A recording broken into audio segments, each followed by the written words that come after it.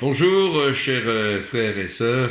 Ce soir, nous avons le plaisir de nous voir, de nous entendre, tout au moins. Voilà, je vais essayer de communiquer avec vous quelques idées sur la parole de Dieu. Nous avons le plaisir d'être à cette fin d'année ensemble, encore présents. Et c'est pourquoi je me réjouis de pouvoir échanger certaines pensées de la parole de Dieu, aussi des moments dans lesquels nous vivons. Nous sommes remplis d'informations, nous sommes contactés par les uns et par les autres.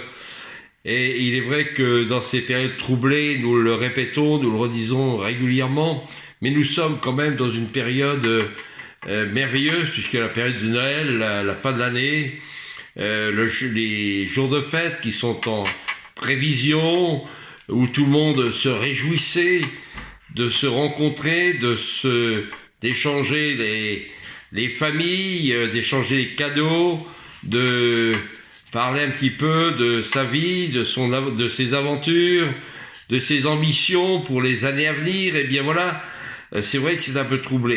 Et je voulais justement vous inviter en introduction par la prière, passer un petit moment à pouvoir exprimer notre foi à travers la prière, parce que c'est quand même très important que nous puissions nous exprimer librement devant Dieu, devant l'Éternel. C'est pourquoi je vous invite à vous incliner devant le Seigneur aujourd'hui.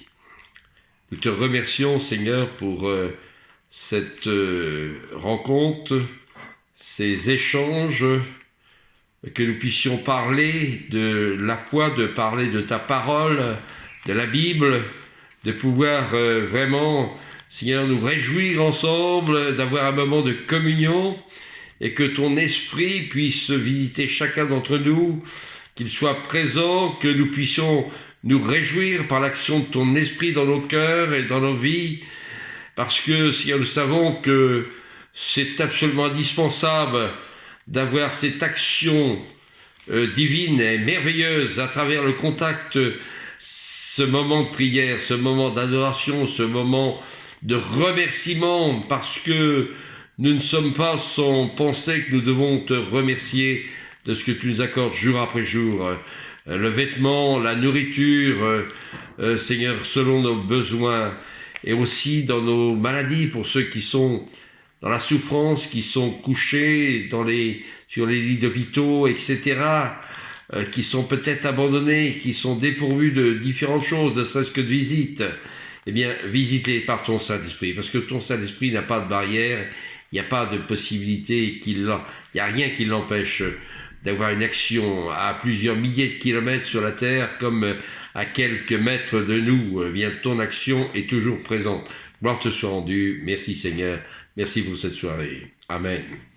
Alors moi, j'avais pensé, puisque nous sommes dans cette période de Noël, eh bien, penser à un passage relatant les événements qui se sont produits à Noël. Et j'ai eu ce chapitre 2 qui m'a été mis en mémoire, qui m'a rappelé la visite des mages et leur arrivée pour visiter la naissance de Jésus. Alors, je ne parlerai pas bien sûr de la naissance précisément, puisque nous allons en parler plus directement dans la période de Noël. Et je vous invite à voir dans ce chapitre 2 qui nous parle donc de l'arrivée des mages qui sont venus honorer, qui sont venus reconnaître véritablement Jésus. Et leur déplacement a été fait dans ce but-là essentiellement. Il était fait dans le but de reconnaître le Fils de Dieu, le Jésus, comme étant leur roi, comme étant le maître, celui qui est le promis. Eh bien, c'est dans ce chapitre 2 qu'il nous est dit, après la naissance de Jésus à Bethléem de Judée, au jour du roi Hérode, les mages d'Orient arrivèrent à Jérusalem et dirent: où est le roi des Juifs qui vient de naître, car nous avons vu son étoile en Orient et nous sommes venus nous prosterner devant lui. À cette nouvelle, le roi Hérode fut troublé et tout Jérusalem avec lui. Voyez-vous, cette action de la naissance de Jésus a troublé les hommes importants, a troublé Hérode à l'époque qui n'avait pas connaissance de cette arrivée de Jésus, de cette naissance.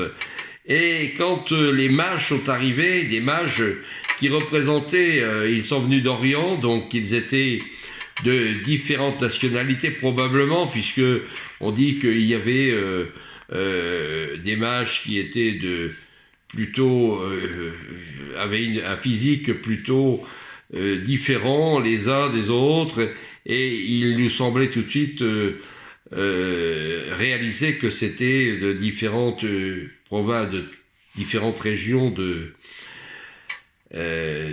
l'Orient, bien sûr. Et nous pensons qu'aujourd'hui, dans notre monde qui a énormément bougé, qui a énormément été perturbé, qui aujourd'hui, nous voyons des gens qui arrivent, des personnes qui arrivent de toutes les régions du monde et qui s'installent en France, entre parenthèses. Nous sommes bien placés pour en parler puisque nous sommes des Français avant tout. Et nous avons nos attitudes de Français, nos attitudes de personnages de différentes régions de France avec des caractères différents les uns des autres. Et bien sûr, les mages représentaient à travers leur visite déjà un échantillonnage des gens du pays, des différentes provinces probablement, d'Orient, etc. Mais leur but, leur objectif principal, c'était de rencontrer Jésus, ce fameux roi, ce fameux Fils de Dieu qui était annoncé, qui était promis comme une grande bénédiction, une révélation de différentes choses merveilleuses qui allaient se produire à l'époque dans la région de Jérusalem et autres.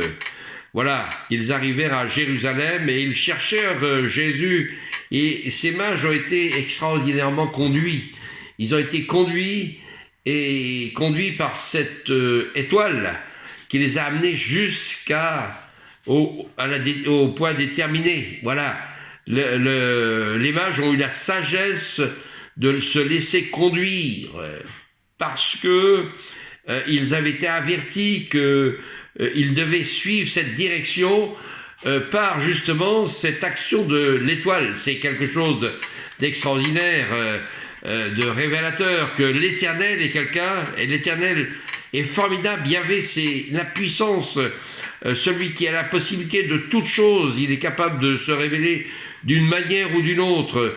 Et aujourd'hui, nous avons la chance, Dieu nous a réservé de pouvoir vivre encore cette époque de 2020. Nous sommes encore existants sur la terre et nous avons donc un témoignage à apporter à travers nos contacts, les contacts que nous avons. Aujourd'hui, les contacts sont très réduits puisque nous sommes obligés de nous confiner, nous sommes obligés de prendre des précautions pour ne pas recevoir ce fameux virus, ne pas le distribuer si éventuellement nous sommes porteurs. Et Dieu sait que nous savons dans nos milieux qu'il y a eu différentes actions de ce virus, parce qu'il y a des gens qui ont été malades, qui ont peut-être été contaminés par des raisons de déplacement, etc. Nous savons que nous sommes quand même protégés, mais nous devons prendre beaucoup de précautions dans nos relations, etc., etc. C'est un témoignage pour le monde et pour les gens d'extérieur et pour nos dirigeants, puisque nous avons aussi des dirigeants qui nous contrôlent, bien sûr, on est au courant. Donc nous avons de la sagesse à avoir et nous devons développer cette sagesse, n'est-ce pas, autour de nous, parce que nous sommes conscients que nous avons un témoignage à apporter. Et les mages, en fait, ont eu ce témoignage merveilleux. Ils sont allés vers Hérode, le roi, pour s'informer, pour savoir quelle était la situation, quel endroit où se trouvait le fameux Jésus, ce Jésus qui est né, lui qu'il venait voir. Il venait le voir pour le rencontrer d'une part, parce que c'était des hommes de foi, c'était des hommes qui avaient été touchés par l'action de Dieu, l'Éternel, et leur communication était déjà établie entre eux et l'Éternel, le Tout-Puissant.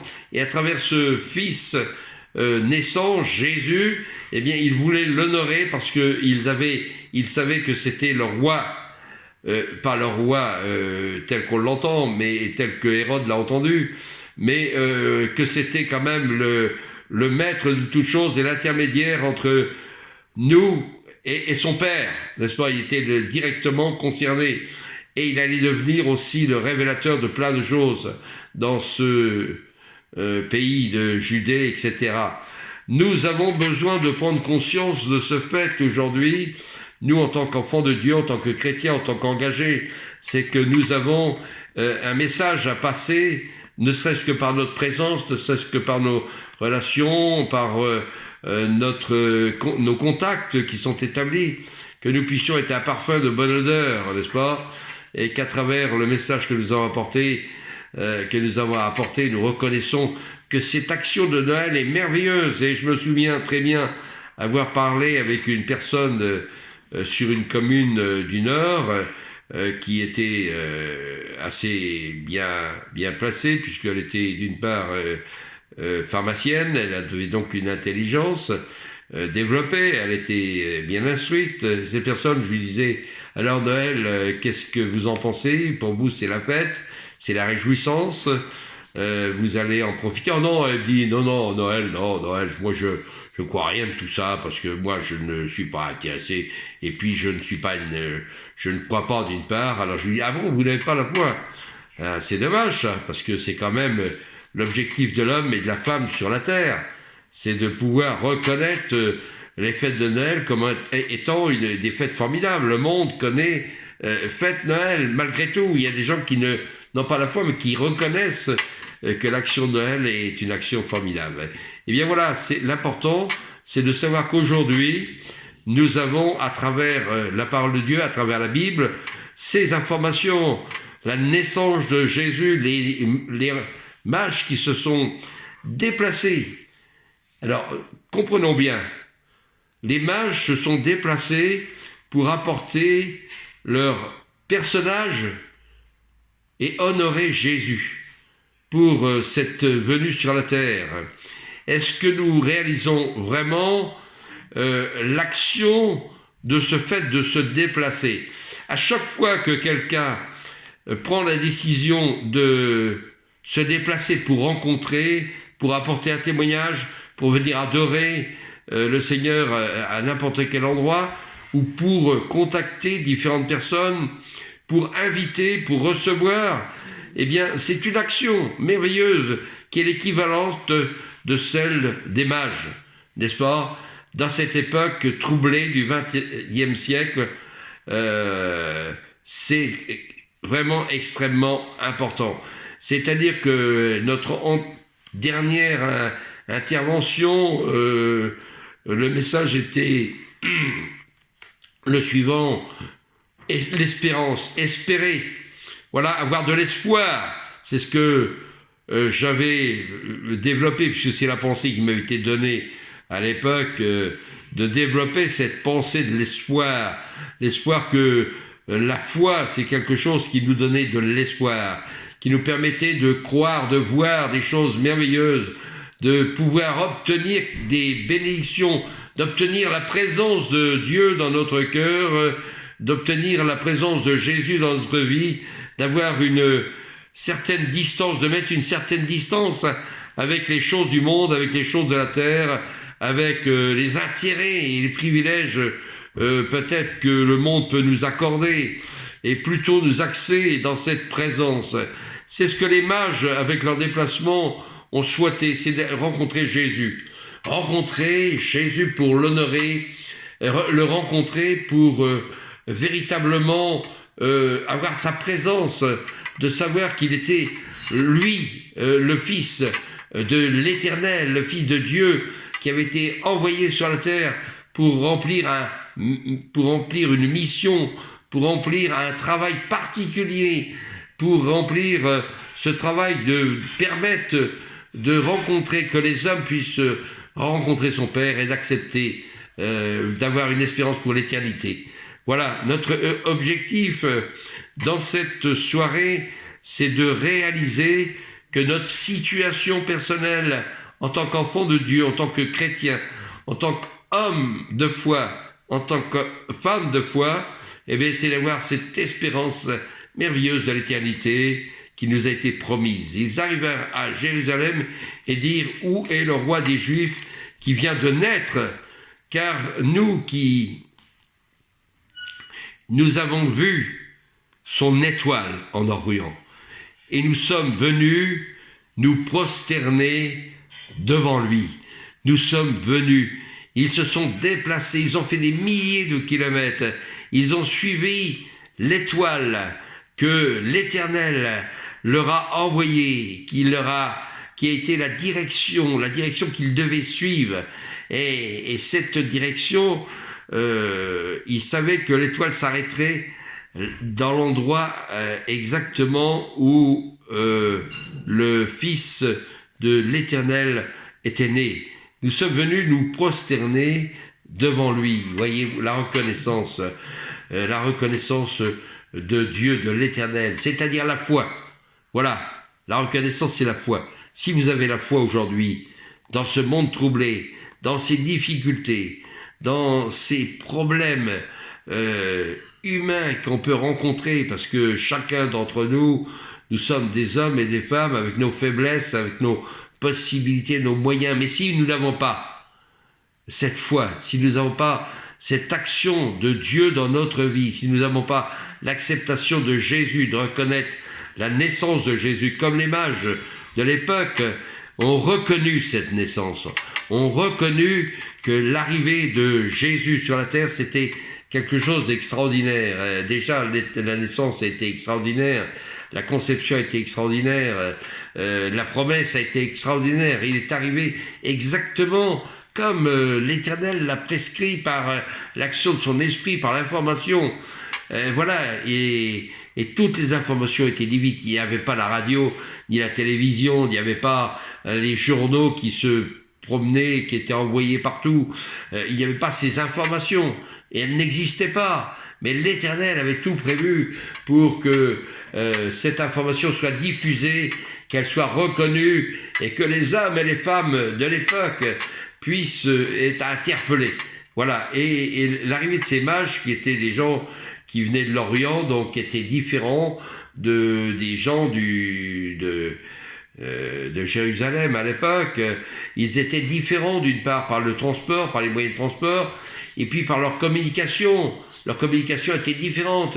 Aujourd'hui, nous avons des témoins chrétiens, des évangélistes, des gens qui sont différents peut-être des gens de notre région, de notre société dans laquelle nous vivons, dans nos villages, dans nos grandes villes, dans nos administrations, dans nos entreprises. Nous avons peut-être l'occasion d'avoir à côté de nous des témoins de Jésus, des témoins des enfants, des gens qui ont la connaissance de la foi et qui sont là prêts à vous informer pour ceux qui n'ont pas la connaissance, et qui sont là pour distribuer de bonnes informations, un sourire, une parole d'encouragement. Et dans ces périodes de Noël, c'est très important de pouvoir réaliser que nous ne sommes pas tout seuls et que nous ne sommes pas des vagabonds sur la terre. Nous sommes au contraire entourés, environnés, nous sommes là, encouragés par le Seigneur, le Tout-Puissant, l'Éternel. À partir du moment où nous avons des relations, nous entretenons des relations par la prière, par l'adoration, voyez-vous, et si seulement nous pouvons parler librement, prier, puisque la prière, c'est une conversation libre et indépendante, individuelle. La prière, c'est quelque chose que l'on peut émettre. Il n'y a pas besoin d'avoir une connaissance ni une instruction particulière. La prière, c'est seulement pouvoir dire oui Seigneur, oui Jésus, je crois en toi, puisque c'est la période de Noël. Donc cette période de Noël est favorable. Elle nous est favorable pour l'enseignement, elle nous est favorable pour accepter, elle nous est favorable pour entendre, pour connaître. Voyez-vous, parce que souvent les gens disent « Ah bah oui, mais j'ai pas été informé, j'ai pas eu d'invitation. » Il n'y a pas lieu d'avoir d'invitation. Il y a lieu d'en avoir si on est invité à aller à des réunions, à discuter avec des frères et sœurs, des chrétiens, des amis qui ont la foi. Bien sûr que c'est une occasion extraordinaire de pouvoir entretenir la conversation, de pouvoir discuter intelligemment de la foi et peut-être d'avoir des convictions personnelles. Peut-être que nous sommes religieux, nous sommes plutôt religieux que des hommes de foi, parce que souvent de fois les gens parlent, ils sont chrétiens ou pas chrétiens, alors ils ont tendance à confondre la foi, ce qu'est la réalité, de donner son cœur au Seigneur, de reconnaître Jésus comme les mages ont compris qu'il était nécessaire de reconnaître, de voir le Fils de Dieu, de l'Éternel, qui était une promesse, une garantie pour le peuple, pour les populations de l'époque. Eh bien, voyez-vous, peut-être que ce problème et que nous avons peut-être en ce qui concerne les hommes de l'époque de ce siècle, c'est que les complications sont faciles à faire valoir pour ne pas admettre la foi, ou alors peut-être l'orgueil personnel, l'orgueil de son cœur. L'homme aujourd'hui, la femme d'aujourd'hui, ils ont tendance à être assez orgueilleux, assez fiers, assez prétentieux. Aujourd'hui, vu les complications de la vie, il est vrai que les gens sont déstabilisés. Nous sommes dans une période où tout le monde est déstabilisé. Les affaires ne marchent pas, les commerces sont fermés, le travail il est pratiquement inexistant, l'espérance, c'est pourquoi j'avais parlé de l'espoir l'autre jour, parce que l'espérance n'existe plus. Il n'y a plus de programme d'établi, parce que ce qui était sûr autrefois ne l'est plus aujourd'hui. Et voyez-vous, les mages de l'époque, ils avaient cette conviction, cette foi. Ils sont venus voir Jésus, pourquoi ? Eh bien, pour l'honorer, pour le reconnaître, pour l'accepter et voir dans quelles conditions il est arrivé sur la terre. Voilà, et là, comprendre que c'était quelque chose d'extraordinaire. Ils avaient au moins cette conviction, leur cœur était rempli de joie. Et ils avaient cette conviction que s'ils rencontraient le Fils de Dieu, eh bien, ils avaient véritablement un privilège extraordinaire et ils étaient reconnaissants. Et à cette nouvelle, bien sûr, nous avons des contestataires, nous avons des gens qui sont là pour nous déstabiliser, pour nous persécuter, pour éliminer notre foi. Et c'est très important pour cette remarque concernant nous qui sommes des enfants de Dieu chrétiens, que nous restions vraiment dans cette certitude, cette conviction de foi, par l'action du Saint-Esprit dans nos cœurs. Voyez-vous, quand le passage nous dit à cette nouvelle, le roi Hérode fut troublé. Il fut troublé, et tout Jérusalem avec lui. Il prit des actions particulières. Nous ne verrons pas le sujet, nous nous arrêterons au verset 3. Nous ne verrons pas les actions qu'il a entreprises pour avoir plus d'informations, non pas qu'il recherchait Jésus, parce que lui, il le considérait comme un homme ordinaire et comme quelqu'un, il ne voulait pas l'accepter, il le voyait comme un concurrent, le roi des Juifs. Il s'est dit, il y a un problème. À cette nouvelle, ça l'attristait, ça l'inquiétait, et il voulait absolument avoir des informations dans un but précis, c'était de le combattre, n'est-ce pas ? Et je crois que nous, qui sommes des enfants de Dieu, nous sommes nous sommes ouverts pour la lecture, pour l'enseignement, nous sommes ouverts pour recevoir l'information, pour essayer de vivre une nouvelle vie, une vie beaucoup plus intéressante et avec un objectif beaucoup plus grand et beaucoup plus officiel dans notre vie, de pouvoir dire je suis un enfant de Dieu, je suis un homme de foi, je suis quelqu'un qui est disponible pour l'action de Dieu. Et j'ai dit oui, viens Seigneur dans mon cœur, viens dans mon cœur, viens dans ma vie. Comme les mages ont pu se déplacer d'Orient et arrivèrent jusqu'à Jérusalem pour avoir cette joie d'exprimer, de s'exprimer et de reconnaître le Fils de Dieu, de le reconnaître, de le recevoir dans leur vie, de le recevoir dans leur cœur et de lui dire oui Seigneur, je t'accepte, Jésus, je te reconnais, je sais que tu es celui que l'Éternel a choisi pour être le représentant et pour remplir ta mission sur la terre, et que tu sois le tremplin pour l'avenir, pour tous les hommes et les femmes qui vont vivre dans l'avenir et qui te rencontrent et qui reconnaissent son action. Alors Hérode fit appeler en secret les mages et se fit préciser par eux l'époque de l'apparition de l'étoile. Ah ça a intrigué, Et j'imagine que Hérode, à l'époque, quand on lui a dit que les mages étaient conduits par une étoile, il s'est dit, mais ils rêvent les gars là, il y a un problème. Hein, il était inquiet parce que lui n'avait jamais eu ce fait d'action pour lui. Le concernant, il n'a pas eu une information disant que l'étoile allait le diriger vers Jésus. Parce que lui, il était prêt à aller combattre, il était prêt à supprimer, il était prêt à anéantir l'action de Jésus, il était prêt à anéantir les projets de l'Éternel. Il n'était pas favorable à cette action, n'est-ce pas? Alors nous, quel est ce qui peut nous rapprocher, nous, dans cette pensée de dire oui Seigneur, j'ai besoin de te reconnaître Jésus, j'ai besoin de te reconnaître, parce que la parole, la Bible, qui est une carte géographique qui me renseigne, qui me donne des informations et qui me donne la direction à suivre pour te recevoir et pour entendre ta parole, te recevoir, avoir des informations venant de ta part, que je puisse vivre une plénitude avec toi, Seigneur. Que là où je suis, dans ma maison, dans mon appartement, dans mon travail, dans mon activité, quel qu'il soit, eh bien, je sois accompagné par toi.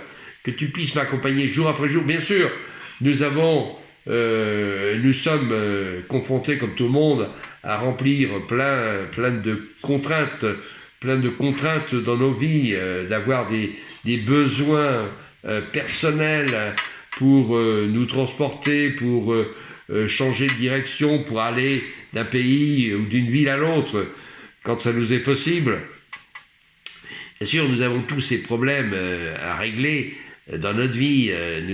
Tout n'est pas un mirage non plus, mais le fait d'avoir cette acceptation de Jésus dans notre vie, d'avoir cette foi développée, cette foi qui va se développer au fur et à mesure, parce que l'action du Saint-Esprit va agir dans nos cœurs, c'est-à-dire l'Esprit de Jésus qui va se transmettre dans nos cœurs, eh bien, va nous donner une autre vision des choses, beaucoup d'autres possibilités dans notre vie.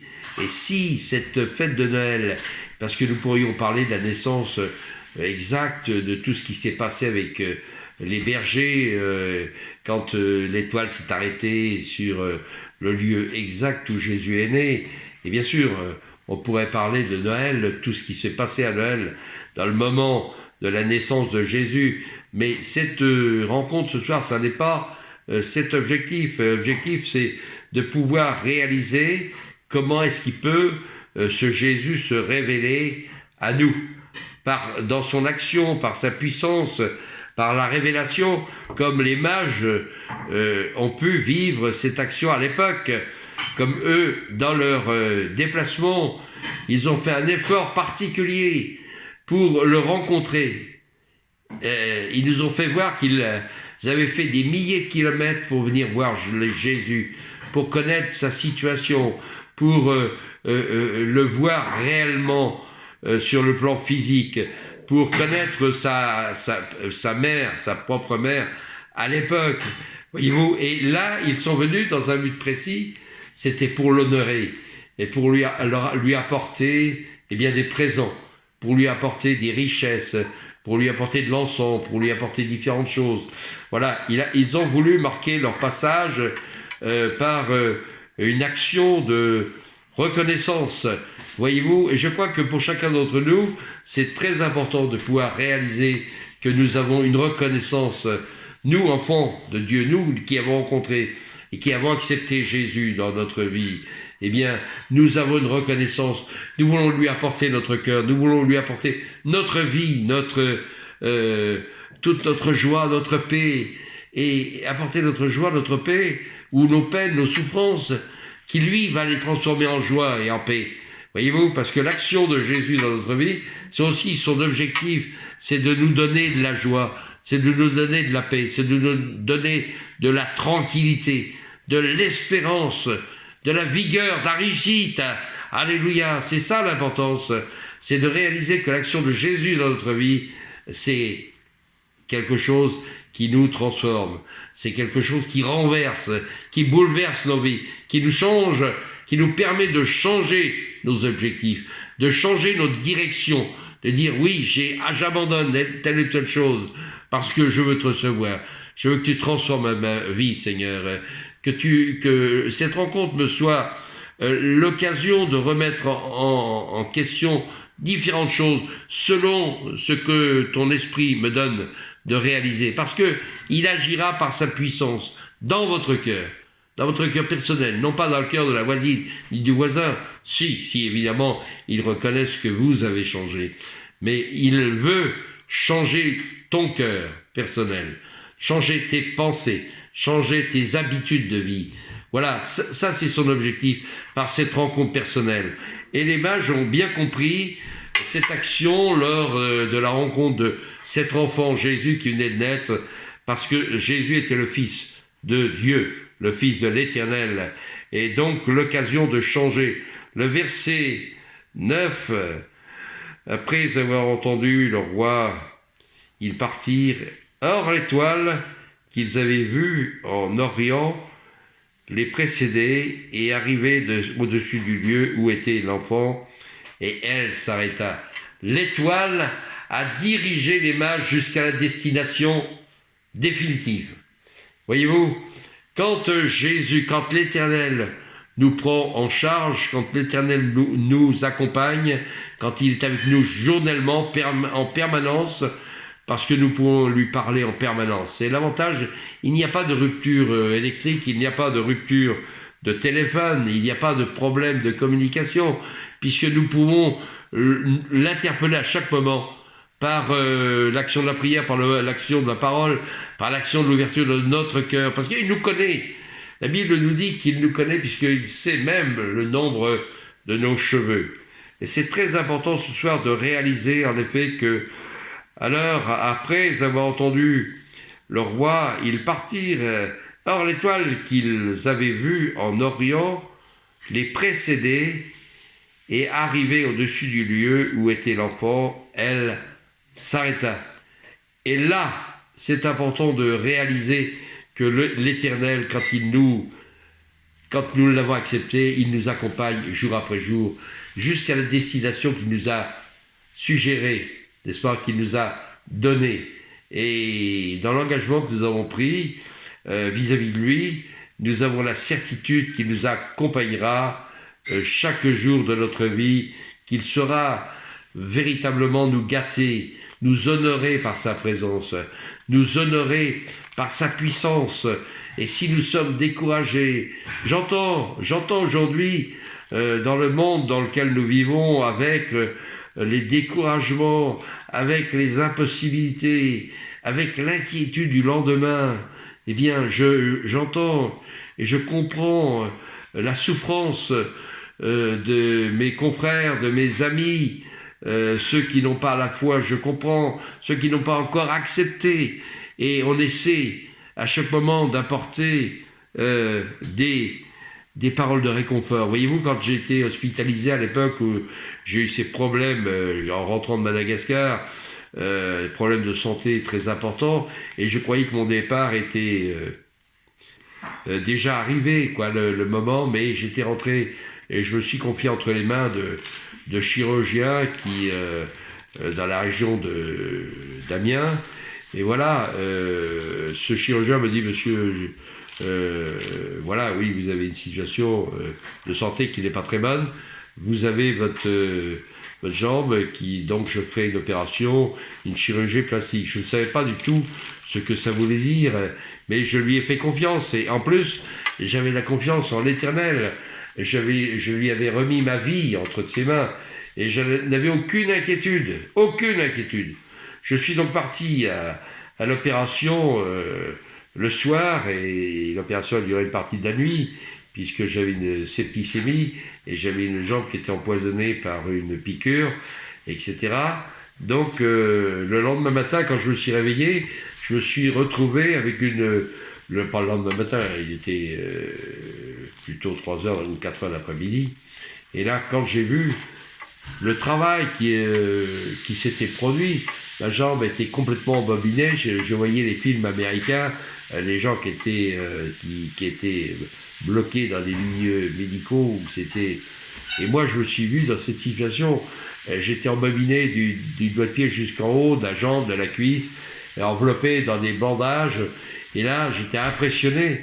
Alors, le chirurgien me dit, monsieur Géraud, l'opération, donc cette jambe, on va la laisser se reposer. Elle sera une semaine complète, 8 jours exactement, enveloppée, on n'y touchera pas. Et pendant 8 jours, et on verra au bout de 8 jours comment les choses vont évoluer. Voilà. Et puis alors, j'étais suivi jour et nuit, voilà, avec un traitement adapté, et du personnel médical qui était extraordinaire, qui m'a suivi jour et nuit, et ils intervenaient régulièrement pour soit des prises de sang, des transmissions, etc. Je ne sais pas exactement. Toujours est-il, c'est que j'étais une semaine complète comme ça, et puis voilà, après j'ai eu beaucoup d'interventions, puisque j'ai eu pratiquement 16 anesthésies complètes pour les traitements. Voilà, ça a été assez pointu.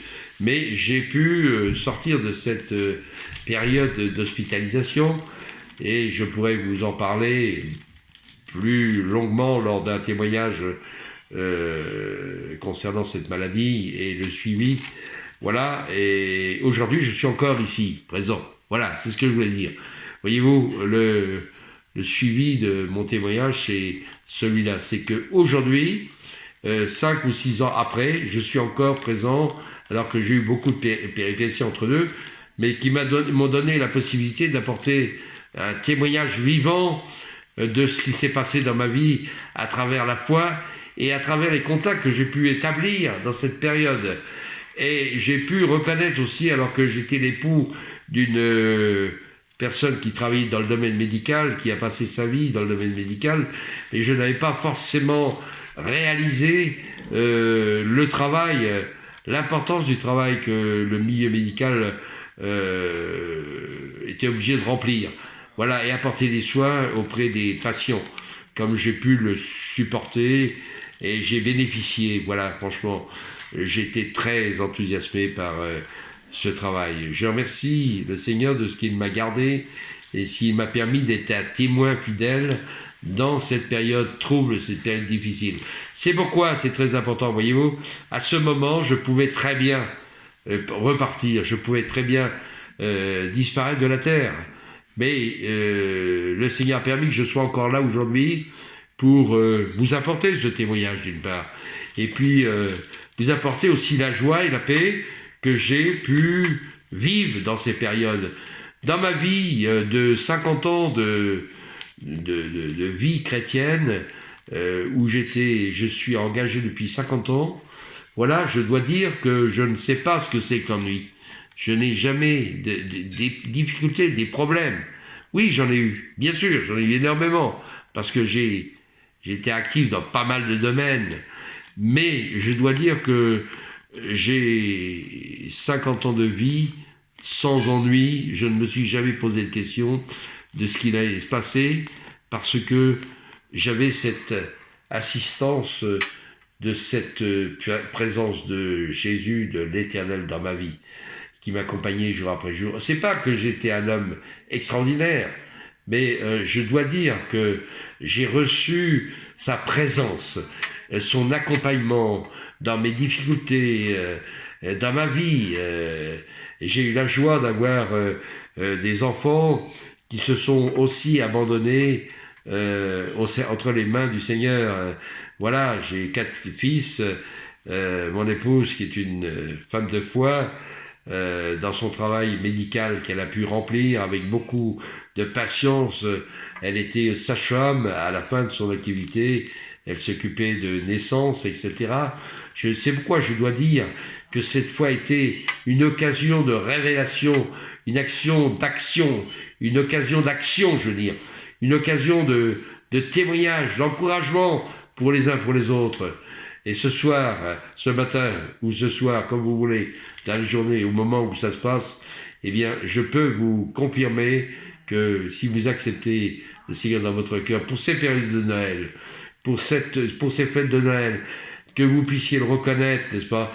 Et vous, les chrétiens, les enfants de Dieu engagés, que vous puissiez être reconnaissants de tout ce que vous avez reçu dans cette année, tous les bienfaits que le Seigneur vous a donnés, même si il ne vous a pas donné la totalité de ce que vous espériez, mais vous avez eu le nécessaire. Vous avez le nécessaire, le privilège d'avoir une maison, d'avoir de la nourriture, des vêtements, une santé bonne. Voilà, et il vous donnera le reste, il pourvoira vos besoins. La Bible nous dit que les oiseaux du ciel ne sèment ni ne moissonnent, et cependant, jour après jour, suffit à leurs besoins. Sur ces paroles, je terminerai cette méditation. J'avais quelques pensées à vous donner en plus, mais le temps passe très vite et nous sommes limités. Cependant, ce que je souhaite, c'est que ce que vous avez reçu ce soir, aujourd'hui, et ce que vous avez reçu avant par d'autres interventions, par d'autres frères, des hommes de foi ou des femmes de foi, que vous puissiez vous rappeler des conseils qui vous ont été donnés, les contacts qui ont été établis avec vous, qui ont été des contacts sympathiques, qui ont été très agréables, et vous avez pu peut-être penser à l'intérieur de vous-même, ah, cette personne est très agréable, elle m'a donné des paroles d'encouragement. Eh bien, rappelez-vous de ces paroles, et puis prenez des décisions personnelles, ouvrez votre cœur, et dites merci Seigneur pour toutes ces informations. Ce soir, je vous invite à vous incliner et nous allons pouvoir terminer par eh bien, quelques paroles de reconnaissance, de prière, de remerciement. Voilà. Que Dieu vous bénisse et qu'il vous réjouisse, qu'il vous donne dans ces fêtes, si je n'ai pas l'occasion de vous reparler, mais vous aurez d'autres frères et sœurs qui pourront vous contacter entre-temps. Voilà, que vous soyez bénis, que vous ayez des cadeaux par vos enfants, pour les grands-parents, vos petits-enfants, voilà, plein de bonnes choses, ne serait-ce que leur présence, ce sera pour vous une joie et une certitude, une confirmation de ce qu'est la foi et la paix, d'avoir cette communion fraternelle. Que Dieu vous bénisse. Amen. Merci Seigneur pour cette soirée, pour ce moment en particulier de reconnaissance, de joie et de paix, de partage, parce que ces moments, c'est des moments de partage. Gloire te soit rendue. Amen.